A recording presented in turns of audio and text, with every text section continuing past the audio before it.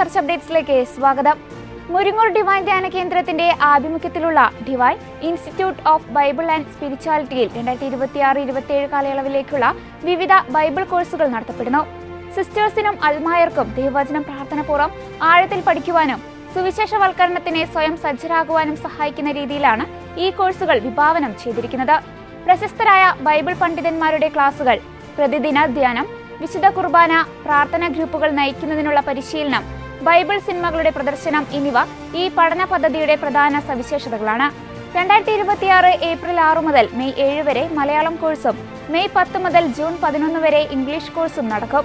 കൂടാതെ 2026 ജൂലൈ 18 മുതൽ 2027 മാർച്ച് 13 വരെ നീണ്ടുനിൽക്കുന്ന ദീർഘകാല ഇംഗ്ലീഷ് കോഴ്സും ഇൻസ്റ്റിറ്റ്യൂട്ട് വാഗ്ദാനം ചെയ്യുന്നുണ്ട്. ഗുജറാത്തിലെ ബറോഡിയിൽ വിശ്രമജീവിതം നയിച്ചിരുന്ന മുതിർന്ന ജെസ്യൂട്ട് വൈദികനായ പീറ്റർ കെ എസ് ജെയെ കാണാതായി. മാർച്ച് 1 ഞായറാഴ്ച രാവിലെ 10 മണിയോടെ താമസ സ്ഥലത്ത് നിന്ന് പുറത്തുപോയ അദ്ദേഹത്തെക്കുറിച്ച് പിന്നീട് വിവരമൊന്നും ലഭിച്ചിട്ടില്ലെന്ന് സഭാ അധികൃതർ അറിയിച്ചു. ദക്ഷിണ ഗുജറാത്തിലെ ആദിവാസി മേഖലകളിൽ ദീർഘകാലം സേവനമനുഷ്ഠിച്ചിട്ടുള്ള വ്യക്തിയാണ് ഫാദർ പീറ്റർ. കഴിഞ്ഞ 3 മാസമായി ആരോഗ്യപരമായ കാരണങ്ങളാൽ ബറോഡയിലെ റിട്ടയർഡ് വൈദികർക്കായുള്ള ഭവനത്തിൽ താമസിച്ച് ചികിത്സയിലായിരുന്നു അദ്ദേഹം.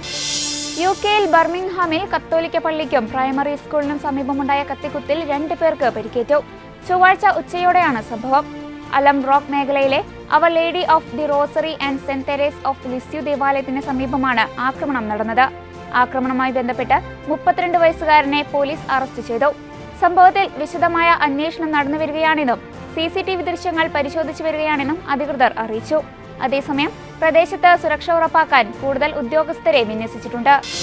ആലുവയിലെ അഗസ്തീനിയൻ സഭയുടെ Indian vicariate our lady of ഗ്രേസിന്റെ 2026-2030 കാലയളവിലേക്കുള്ള പുതിയ ഭരണസമിതിയെ തെരഞ്ഞെടുത്തു. നീത്ത റീജിയണൽ വികാരിയായി reverend father Wilson Viswanath Incharappu OSA തെരഞ്ഞെടുത്തു.